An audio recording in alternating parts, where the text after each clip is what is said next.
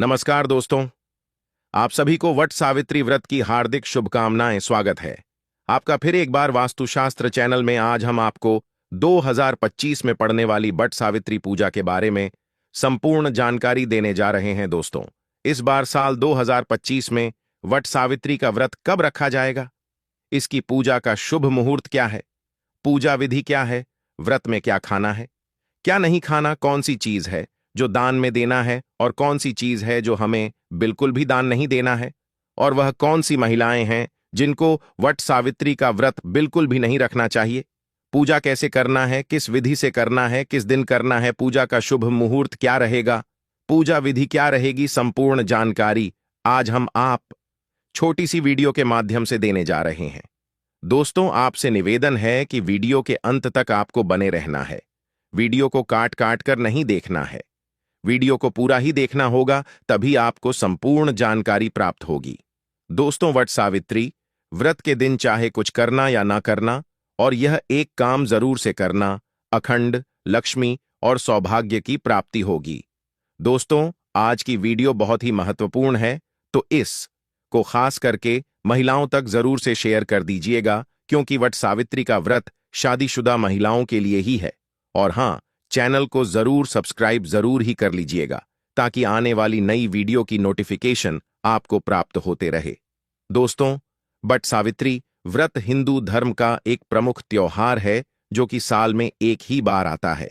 वट सावित्री का व्रत महिलाएं पति की दीर्घायु की कामना के लिए रखती हैं। वट सावित्री व्रत ज्येष्ठ मास की अमावस्या तिथि के दिन रखा जाता। आज इस वीडियो में जानेंगे वट सावित्री व्रत कैसे करें, नहाए खाए से लेकर पारण तक की संपूर्ण जानकारी, उसे दिन कौन सा एक श्रृंगार है जो हमें जरूर करना चाहिए। वट सावित्री व्रत ज्येष्ठ महीने की अमावस्या तिथि को किया जाता है, और यह इस बार 26 मई दिन सोमवार को है। और इस व्रत को करने का नियम है, एक दिन पहले हम नहाए खाए करते हैं, तो नहाए खाए के दिन आप सबसे पहले नाखून काट लीजिएगा, उसके बाद बाल धो लीजिएगा। और इस दिन हमें शुद्ध सात्विक भोजन करना चाहिए, यानी लहसुन, प्याज, बैंगन, मसूर की दाल, जितनी भी अशुद्ध चीज है वह हम नहाए खाए के दिन नहीं खाते हैं। और उसी दिन हम मेहंदी लगाते हैं। व्रत से आप लोग एक दिन पहले ही मेहंदी लगा लीजिएगा। और इस व्रत में ठेकुआ बनाया जाता है, तो नहाए खाए के दिन ही आप लोग ठेकुआ बना लीजिएगा। अगर आपके यहाँ ठेकुआ चढ़ता हो तो आप लोग बना लीजिएगा, अगर नहीं चढ़ता होगा तो नहीं बनाएगा। और उसके अगले दिन हम व्रत रखेंगे, तो व्रत के दिन आप लोग सुबह जल्दी उठ जाएगा। सुबह जल्दी उठकर आप स्नान कर लीजिएगा। और जिस दिन हमें लाल पीला वस्त्र पहनकर ही पूजा करनी चाहिए, तो आपके पास नई साड़ी है तो आप लोग नई साड़ी पहन लीजिएगा, या आप अगर शादी का जो भी साड़ी है पहनना चाहती हैं तो वह भी पहन सकती है। और चूड़ी आप लोग एक डब्बा या लेठी नया जरूर खरीद लीजिएगा। साड़ियां पहने हुआ भी पहन सकती है, लेकिन चूड़ियां लेती आप अपने लिए एक नया ले लीजिएगा। और उस दिन 16 श्रृंगार किया जाता है, तो हमें अपना सिंदूरा से मांग कर लेना, और गले में मंगल सूत्र, पर में पायल बिछुआ और महावर जरूर लगा लीजिएगा। और जो शादी का चुनरी रहता है वह ओढ़कर ही हमें उसे दिन पूजा करनी चाहिए। और आप लोग मांग में जो मांगटिका है वह पहन लीजिएगा। और इस दिन हमें टीका पहनकर ही पूजा करनी चाहिए। सुहाग का सबसे बड़ा प्रतीक टीका होता है, तो आप लोग टीका जरूर पहन लीजिएगा, और अच्छे से हमेशा नहीं चाहिए। आप लोग अगर अपने घर में पूजा करते हैं, बातें वृक्ष की टहनी मंगवाकर तो घर में भी पूजा कर सकते हैं। अगर आप वृक्ष के पास जाकर पूजा करते हैं तो वहां पर भी कर सकते हैं। और ध्यान रखिएगा, वट सावित्री पूजा के दिन कभी भी हमें बरगद की टहनी नहीं छोड़नी चाहिए, तो आप लोग एक दिन पहले ही मंगवा कर रख लीजिएगा। और हमें उसी दिन पूजन करना है। और इस पूजा में गौरी गणेश का सबसे पहले पूजन किया जाता है, उसके बाद ही हम वट वृक्ष का पूजन करते हैं। और आप गौरी माता हल्दी से बना लीजिएगा, और सुपारी में कलावा लपेटकर गणेश जी बना लीजिए। और पूजा करने से पहले खोज लिया जाता है, तो आपके पास कोई धनी है तो उसमें कोई अच्छा ले लीजिएगा, नहीं तो आप एक लाल कपड़ा ले लीजिएगा, और उसी में सबसे पहले खोजा हम ले लेते हैं। उसके बाद ही पूजन करते हैं। और एप्पल आप लोग बना लीजिएगा। चावल के आटे में थोड़ा सा हल्दी मिक्स करके हमें अपन बना लेना चाहिए। वट वृक्ष में लगाने के लिए और श्रृंगार की सामग्री भी चढ़ाई जाती है, तो आप अपने लिए भी चढ़ा लीजिएगा। और कुछ श्रृंगार की सामग्री हमें दान भी करनी चाहिए। और इस दिन जो भी सीजन फल है वही प्रसाद में चढ़ाया जाता है।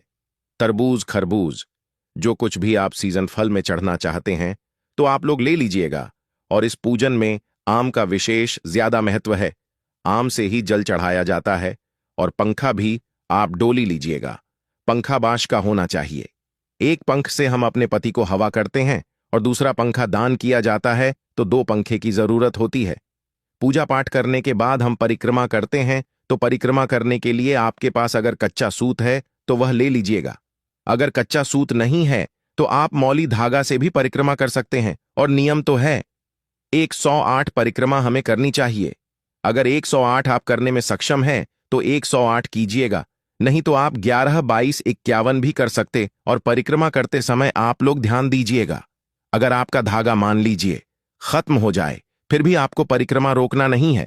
आधा खत्म हो जाएगा, फिर भी आप परिक्रमा करते रहिएगा। और परिक्रमा करने के लिए आप अपने हाथ में चना ले लीजिएगा और 1 पैकेट हमें सिंदूर ले लेना है। चना गिनकर रख लीजिएगा, क्योंकि परिक्रमा करते समय हम भूल जाते हैं कि हम कितनी बार परिक्रमा किए हैं।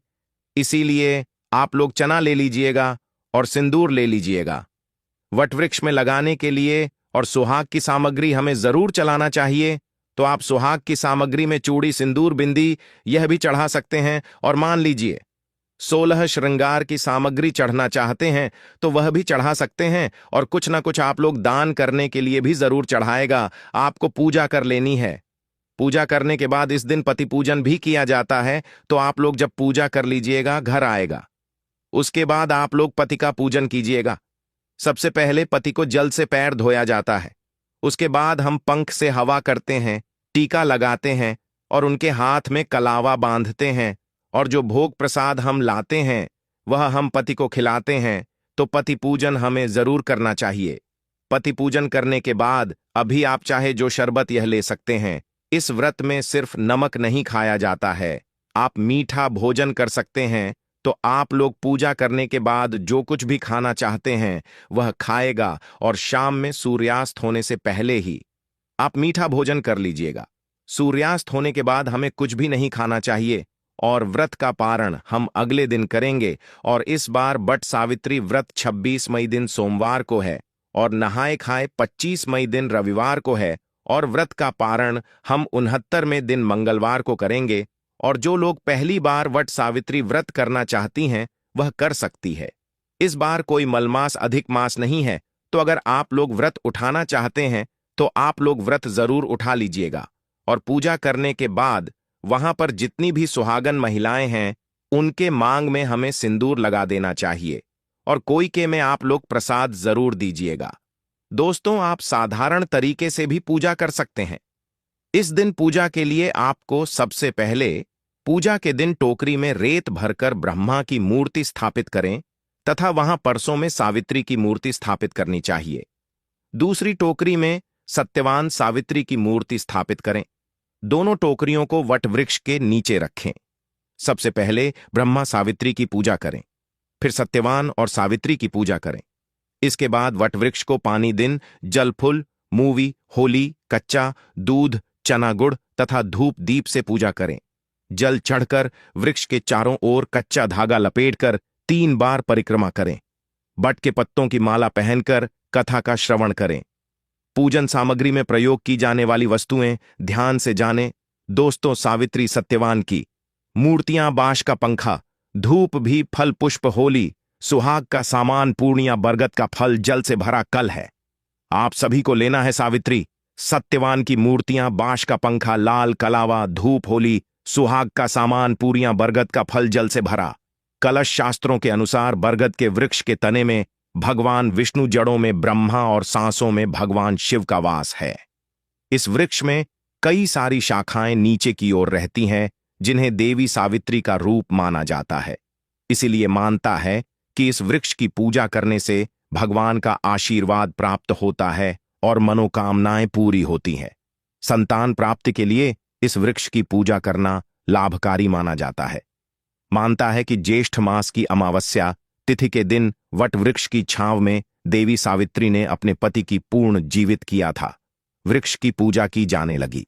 हिंदू धर्म में जिस तरह से पीपल के भगवान विष्णु का प्रतीक माना जाता है, इस तरह बरगद के पेड़ को भगवान शिव का प्रतीक माना जाता है। मानता है कि तीर्थंकर रश्मिकर नहीं, अक्षय वट के नीचे तपस्या की थी। इस स्थान को प्रयाग में रक्तदेव तपस्थली नाम से भी जाना जाता है। दोस्तों, इस दिन कौन सी गलतियां भूलकर नहीं करनी चाहिए, चलिए जानते हैं। बट सावित्री के व्रत में ऐसी कौन सी 3 चीज है जिसे सावित्री माता को नहीं चढ़ाना चाहिए तथा पूजा में इन चीजों को शामिल नहीं करना चाहिए, नहीं तो आपका व्रत टूट जाएगा और आपको पाप लग जाएगा। दोस्तों, यह व्रत महाराष्ट्र, यूपी, बिहार और झारखंड में इस पर्व का अहमियत बहुत ज्यादा है। यहां तक कि विदेश में रहने वाली महिलाएं भी अपने पति के लिए वट सावित्री व्रत अवश्य रखनी है। दोस्तों, आगे बढ़ने से पहले सच्चे दिल से कमेंट बॉक्स में अवश्य लिखें जय माता सावित्री। माता सावित्री के लिए एक लाइक तो बनता है और हमारे चैनल को सब्सक्राइब करके इस बेल आइकन को जरूर दबाइएगा, या तो शुरू कर देंगे। दोस्तों, वट सावित्री व्रत इसमें दिन सोमवार को किया जाए और अमावस्या तिथि आरंभ होगी। 30 मई शाम 2:55 से अतिथि समाप्त होगी। 30 मई 4:09 पर पैसे में यह व्रत आपको 30 में सोमवार के दिन रखना है। दोस्तों, आप जानते हैं बट सावित्री व्रत में 3 चीज कभी नहीं चलाना चाहिए, घोर पाप लगता है। दोस्तों, सबसे पहले तो आपको बता दूं, यह व्रत पति के लिए किया जाता है, इसीलिए 16 श्रृंगार इस दिन अवश्य करने। दोस्तों, नंबर 1, बट सावित्री व्रत में काले कपड़े तो भूलकर भी ना भी किसी दिन। नीतीश को शनि जयंती पर शनि महाराज को काले कपड़े बिल्कुल भी पसंद नहीं है, ऐसे में सुहागिन महिलाओं के लिए अशुभ माना जाता है। नंबर 2, बट सावित्री व्रत में सफेद कपड़े पहने सुहागिनों के लिए सफेद कपड़े उनके लिए विधवा होने का रूप माना जाता है। इस दिन आपको लाल वस्त्र पहनना चाहिए, जिससे सावित्री माता प्रसन्न होती है और देती है आपको अखंड सौभाग्यवती का वरदान। तो नंबर 3, दोस्तों, इस समय जितना ज्यादा हो सके श्रृंगार आदि का दान करें, जिससे आपके पति पर कभी कोई कष्ट नहीं आएंगे। माता सावित्री प्रसन्न होती है, लेकिन याद रहे खुद का मेकअप दान ना करें, बाहर से खरीद कर ही दान करें, जिससे आपके जीवन में कभी भी धन की कमी नहीं होगी। दोस्तों, नंबर 4, शास्त्रों के अनुसार माना जाता है कि बट सावित्री के व्रत में व्रतधारी को नमक का सेवन नहीं करना चाहिए। घर में किसी भी व्यक्ति को मांस मदिरा का सेवन नहीं करना चाहिए। इस समय सहवास नहीं करना चाहिए। मुख से गंदे विचार नहीं निकलना चाहिए। बट सावित्री के को सुहागिन महिलाओं को ज्यादा सोना नहीं चाहिए, घोर पाप लगता है। इससे पति की आयु कम हो जाती है। इस समय उदय से पहले अभिषेक पूर्वक उठ जाएं, माता सावित्री प्रसन्न होती है।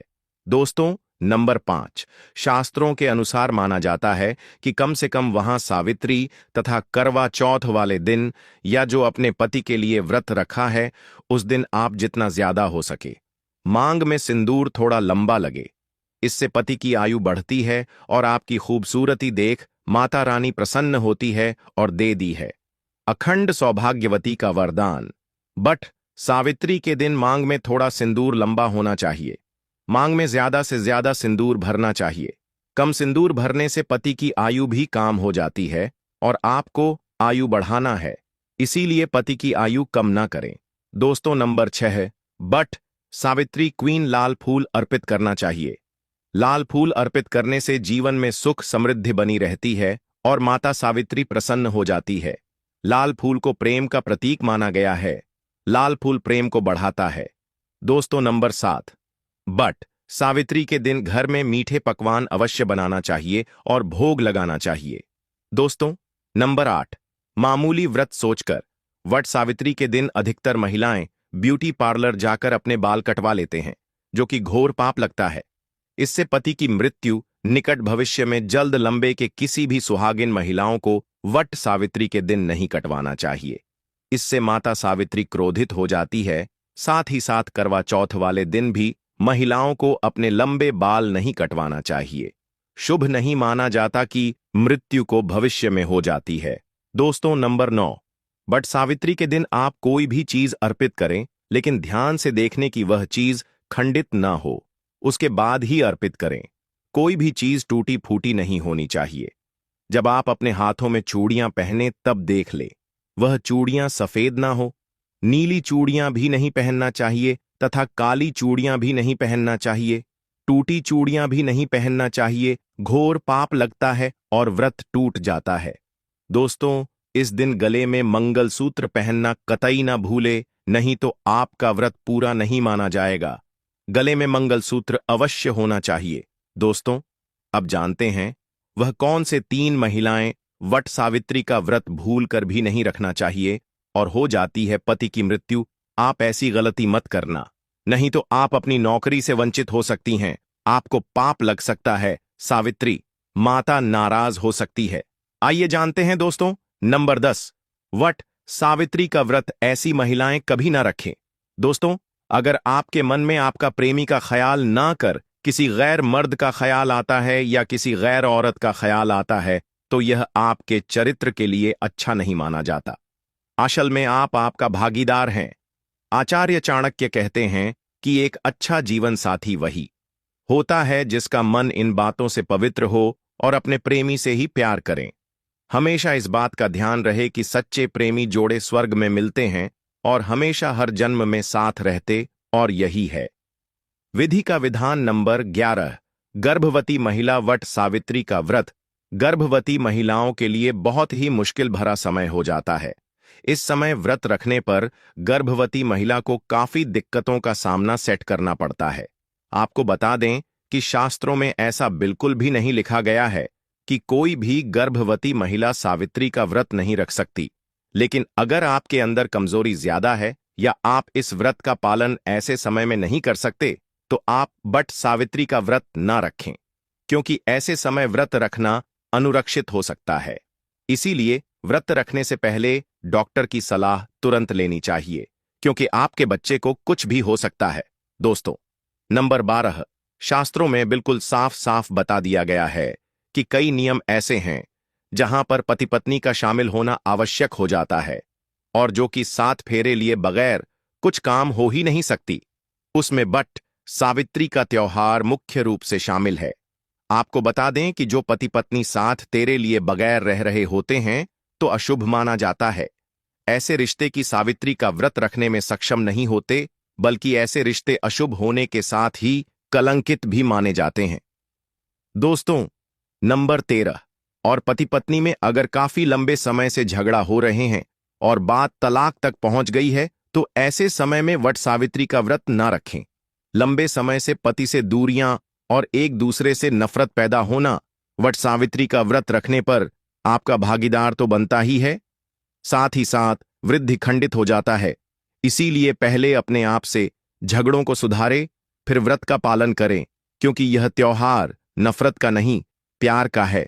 सबसे ध्यान देने योग्य महिलाओं के लिए है। महिलाएं विशेषकर ध्यान दें।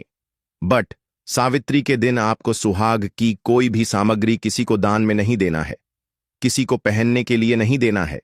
आजकल के दौर में क्या होता है कि एक दूसरे के गहने महिलाएं आपस में पहन लेती हैं, लेकिन बट सावित्री के व्रत आपको इस बात का ध्यान रखना है कि आपको अपने सुहाग की कोई भी सामग्री, जैसे कि चूड़ियां, बिछिया, मंगलसूत्र, खासकर सिंदूर, चूड़ियां और भी बहुत सी सामग्री है जो आपको किसी दूसरी महिलाओं को नहीं देना है, नहीं तो आपके पति पर संकट आना स्वाभाविक है।